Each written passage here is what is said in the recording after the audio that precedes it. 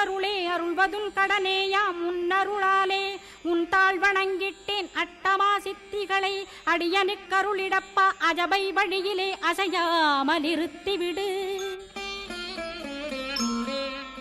சித்தர்கள் போற்றிடும் ஞான சித்தியும் தந்துவிடு சிவானந்தத்தேனில் திளைத்திடவே செய்துவிடு. அருள்மொழி காட்சியை அகத்துளே காட்டிவிடு அருவை அறிந்திடும் அவ்வருளே நீ தந்துவிடு.